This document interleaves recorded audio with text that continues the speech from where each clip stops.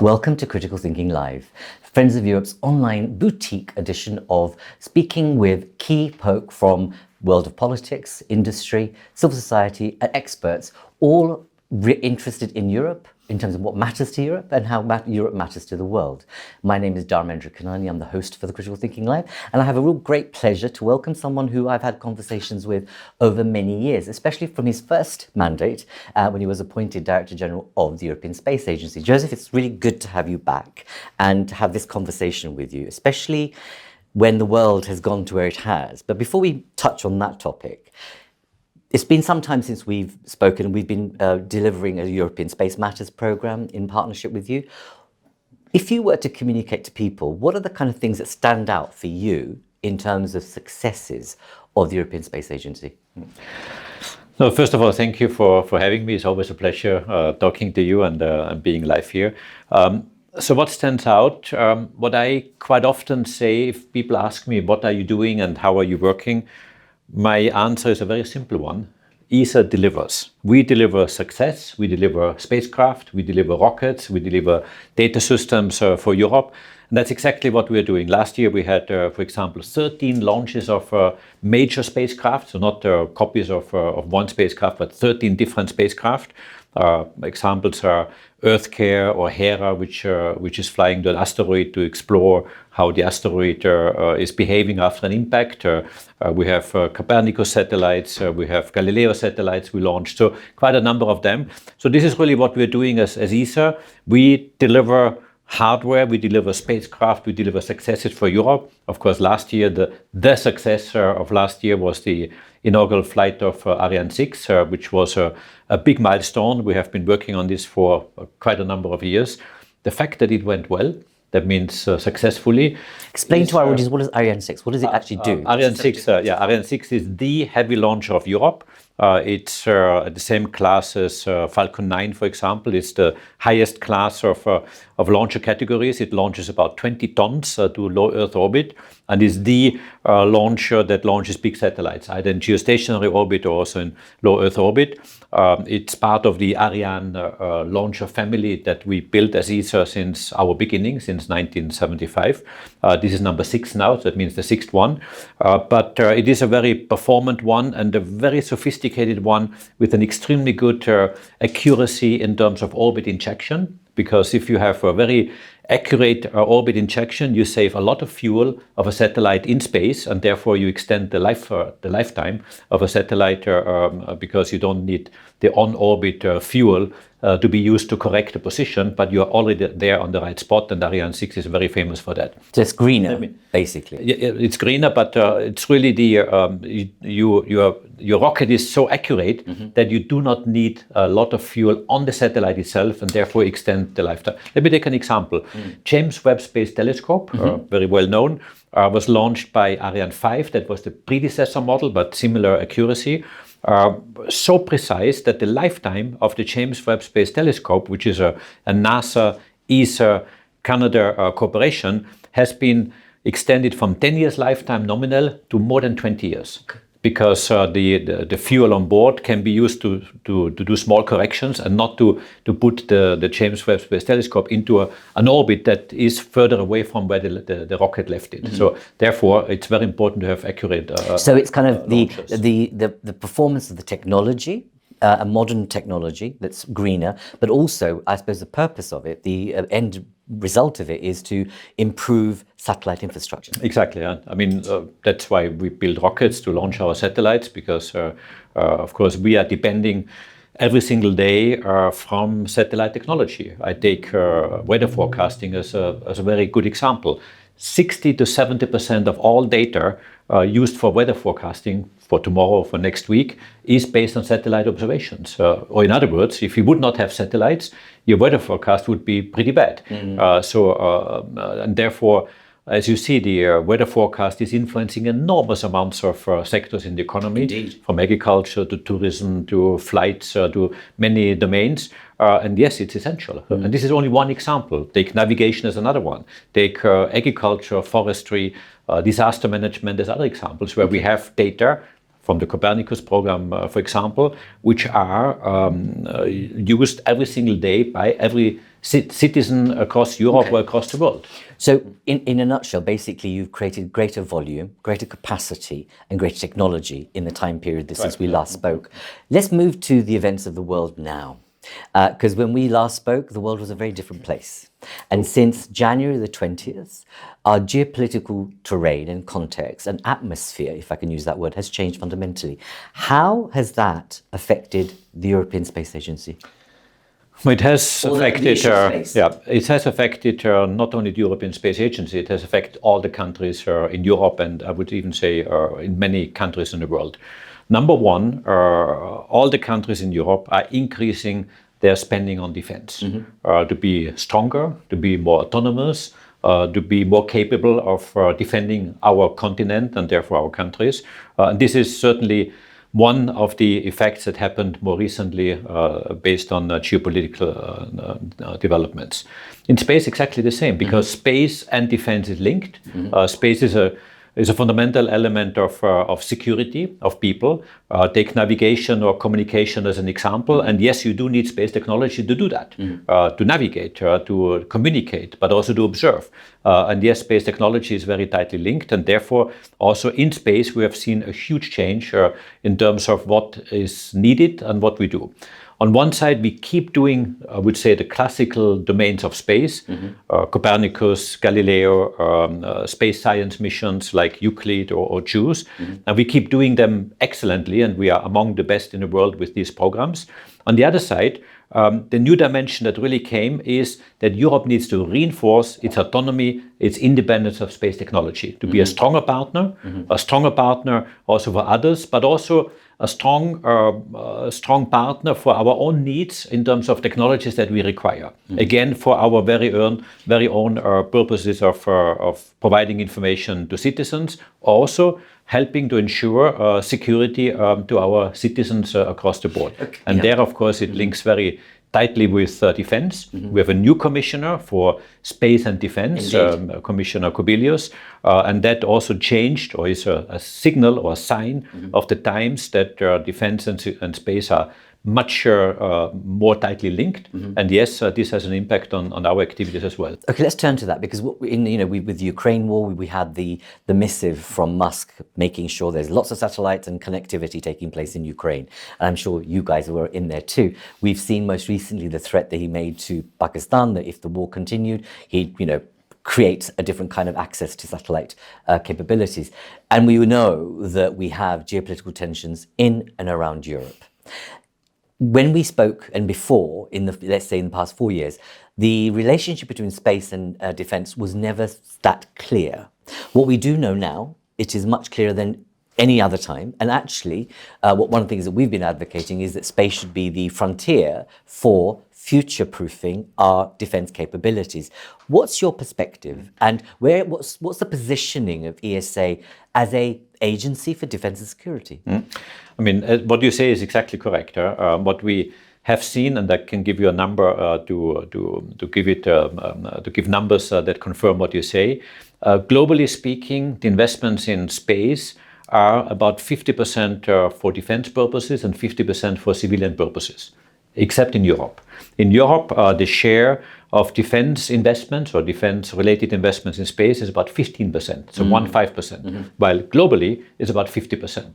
So in other words, you're absolutely right to say that defense and security requirements have been driving space technology and evolution in many parts of the world, with the exception of Europe, where the defense part is very small. And this is now recognized, and my member states of the European Space Agency have asked me to now develop programs that are responding to this and responding to security requirements. We call it resilience or security requirements, where, for example, I've been asked to build up a system that allows a much better intelligence of situation around the world, that in the sense of observing what's happening in any place in the world, or I would say within very short periods of time. This is something that we don't have today. We have some countries have some national capabilities, but they deliver maybe 3-4 images a day. But what security actors really need is something every half hour or much more frequent observations, and not only of one spot, but of multiple. any place in the world. And this type of capacity we do not have today. Also, the European Commission has expressed this need through something called EOGS, Earth Observation Government Services. And we as ESA, we are developing now together with the European Commission, we are proposing to develop such a system. We have a ministerial conference at the end of this year, and this will be my first step where I put such a proposal on the table. Of course, then together prepared with the European Commission to be continued in the next European Union Multiannual Financial Framework in order to have a joint approach, ESA, European Commission. So have they changed in terms of the Commission getting it? This is a political question, deliberately so, right? Do they get the value of ESA as a security and defense asset that needs investment in? My sense, and this is my sense only, is that they continue to look at soldiers, tanks, and guns, whereas actually the capacity of drones and space satellite capabilities could transform warfare. Do you get a sense they understand this? They do understand it. Of course, one thing is to understand and then to do it. Exactly. You need to translate the understanding into action. And this is happening right now. But I really have to say that the Commissioner, Kubilius, in charge of defense and space, is extremely forward-thinking, forward-leaning, and really understands the requirements. He's really relying on the European Space Agency as the agency developing, architecting, and delivering space infrastructure. And we do it literally hand in hand. That means the Commission, through the political strength the European Union and European Commission has, expresses the requirements. We, based on these requirements, develop space infrastructure. That means satellites. We launch them. And then eventually we will hand it over to somebody to operate, either the European Commission or somebody they nominate to operate. And this, I think, is a very simple, but a very efficient way of doing it, because it makes good use of everyone's excellence and capabilities. Okay, so there's a better division of labor? A very good division of labor, really making good use of where everyone is good at. Politically, of course, the European Union and the European Commission. Technically, we are the technical agency. We are implementing 60% of all space budgets today already, and we are by far the only one who can do the whole chain of space development at European level. Okay, building on that, your council members are wider than the EU. Does that create a tension for the Commissioner? Actually, if I may, it might even be an advantage. Because we have some member states, I mentioned them, UK, Switzerland and Norway, that might be of interest to the European Union to work with. I take the UK as one example, who has been extremely strong in helping the current situation to establish peace in Ukraine. We have all seen the very impressive actions of the UK government in particular, working with France, working with Germany, working with Poland and other countries. And I think this can be an asset, an advantage, that we can bring in the UK as one of our member states into this context. Something that ESA can do, and not many people know that, we can also work for a coalition of the willing. Indeed. That means if 5 countries decide that they would like something to be developed together, they can come to us and we can do that. So we can do it for all our member states, all the 23. But we have this flexibility in our system, and that's something that actually is quite an interesting aspect. Balkans. What level of involvement or coverage do you have in the Balkans? Because I asked that question for obvious reasons. We've got the European Political Community meeting this Friday. I'm not sure space is on the agenda, but it should be.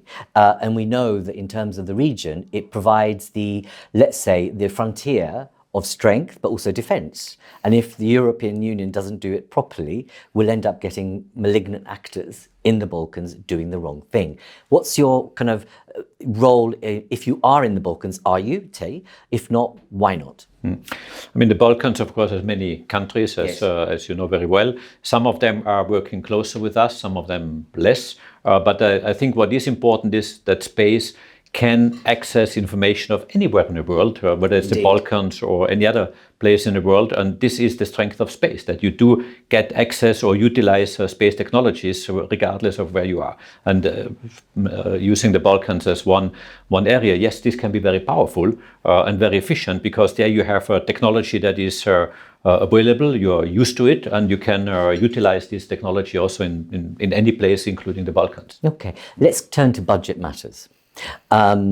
You've been relatively successful to make sure in the current MFF space is considered.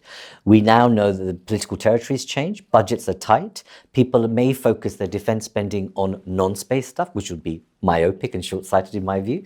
But what's your hope, and what's the early indication you have of ESA featuring large or substantially or not in the upcoming multi-MFF? Yeah, we have different budget cycles. The European Union has the 7 years MFF Indeed. cycle. In ESA, we have a 3-year cycle. We have actually a funding cycle right this year in November. And Indeed, that's the Ministerial Council. Exactly, the Ministerial Council. And that is actually quite helpful, because it provides flexibility to Europe to react much faster than in the 7-year cycle. We can prepare, and this is what I'm discussing with the Commissioner Kubilius right now, we can prepare some of the activities on our side together. We prepare them together, but we fund something now, so that means we can start working right away, while the Commission's funding can come in later at the next MFF, starting in 28. And therefore, these interleaved funding cycles is actually an asset and allows a lot of flexibility. And I think this is something that I see a very powerful tool that we can, where we can work very well together, not only driven by political priorities and strategic orientations, but also in terms of funding cycles, launching projects and doing things. At the end of the day, a strategy is wonderful, but if you don't have the action and the programs, it's worth nothing. And that's exactly where we can be very responsive and very dynamic. So what's your confidence level of making sure that you not only maintain the level of finance, but increase it, because you represent the future of technology? It's true. I think space is at the moment as attractive as it has never been before. Okay. For 2 reasons. One is the strategic element you mentioned. So security, defense, resilience, augmentation, where Europe needs to have its own data sources and capacity. The second element is a purely economic one, because space is one of the fastest growing economic sectors worldwide. Indeed. We have today a space economy that is worth about 500 billion euros, or dollars, is almost the same.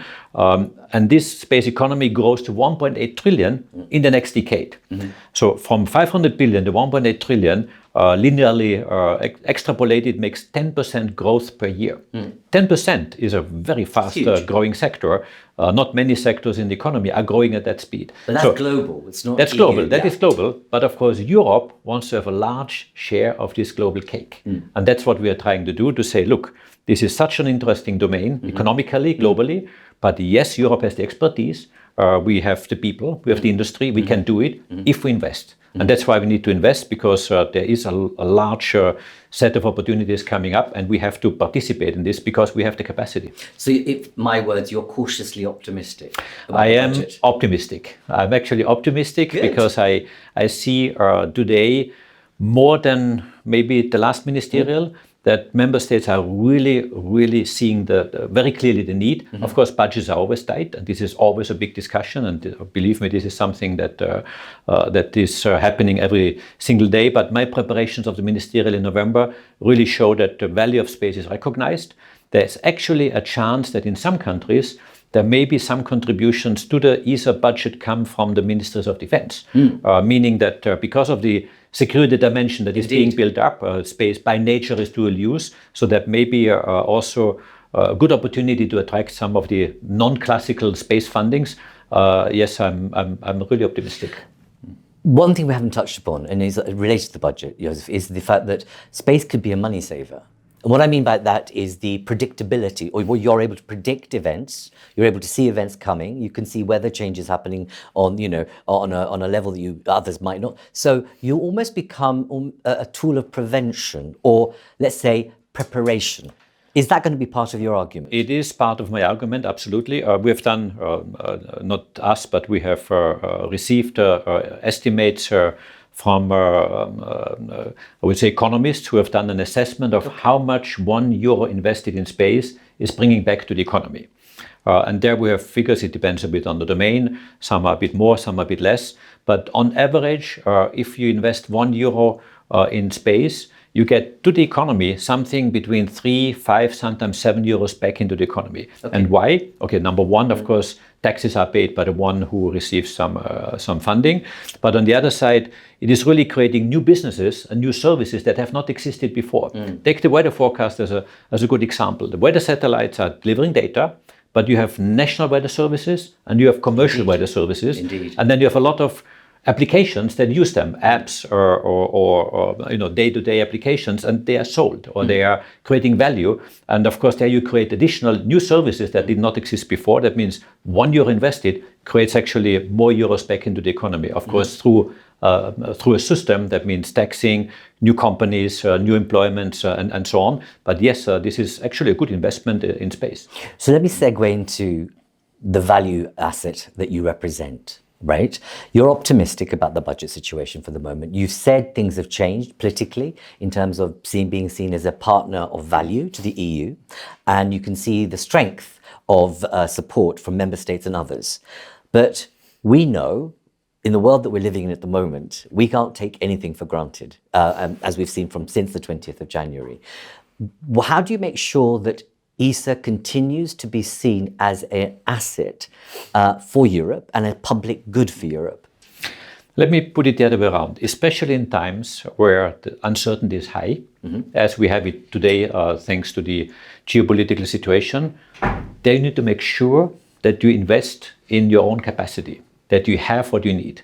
That means that you invest in rockets, that you can launch your satellites, that you invest in satellites that produce data and services, and that you have data systems that then add value and provide information to your citizens. So yes, especially in uncertain times, you want to make sure that your investments in critical infrastructure, critical technologies as space is there and is given. I want to end off on a couple of questions around what you've just been spoke about, citizens. The value to citizens. We know currently there's a crisis of livelihoods happening. People are having to make certain choices about food or fuel. Housing is, gone to shot. Young people are feeling disaffected, and the old generation are in a different mood and mindset. And also, we know that the economy can't really maintain both ends of the society, if you like. So, means are tight.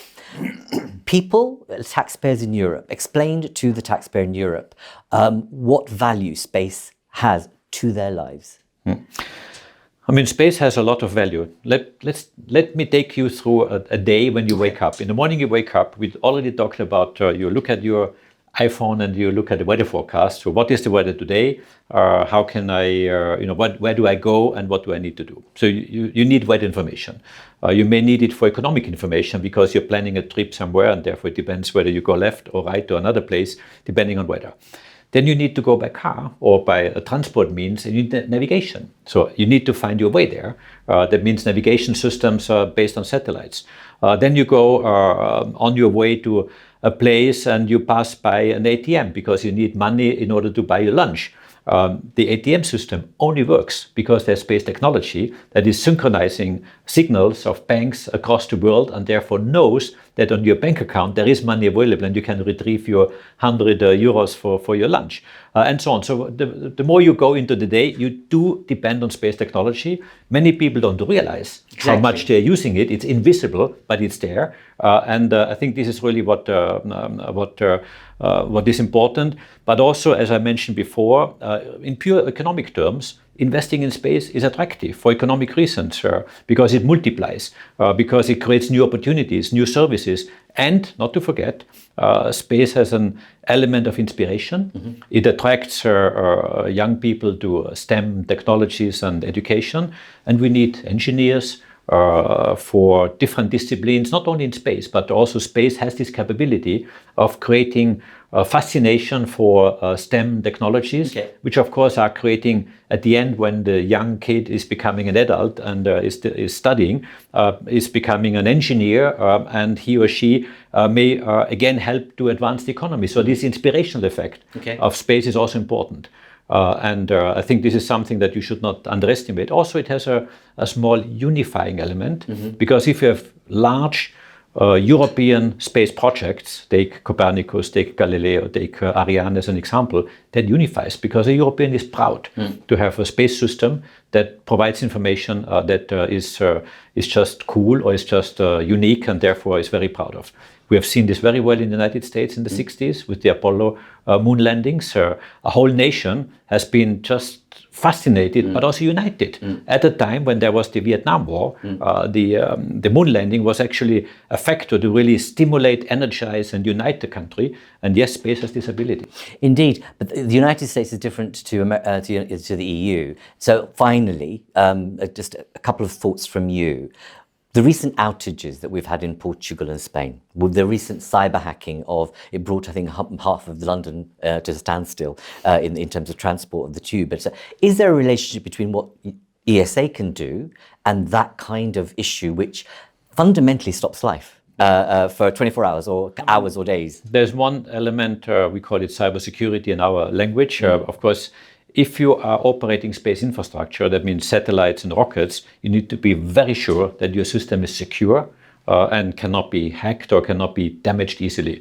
And yes, these applications that we learn to operate space infrastructure, of course, can be applied to daily life in a country for the electricity grid or any other application. So yes, there we are doing research and technology development, which has other uses outside the space domain. And yes, this is happening actually quite a lot. Finally, say to our listeners and viewers, what do you want for them to think about when they think about the European Space Agency? What message would you like to leave them when they are thinking of, what's the point of view? But the European Space Agency is your agency, first and foremost, because we are funded and driven by member states. But what we really do well is we deliver success, we deliver fascination, we deliver economic value, we protect you because our technology helps protecting citizens across Europe. And I think we're also quite inspiring and quite fascinating, and it's good fun to work in space. Good for you. And it's good to have had this conversation. Thank you. I suppose this is not for a question for you to answer, but I think a thought to leave you with is that whose responsibility should it be to promote space amongst citizens? Because is it the ESA or is it the EU? Because you don't often hear the Commission boosting or boasting about the capability you represent that you've discussed. But hopefully, let's see what happens in the time to come.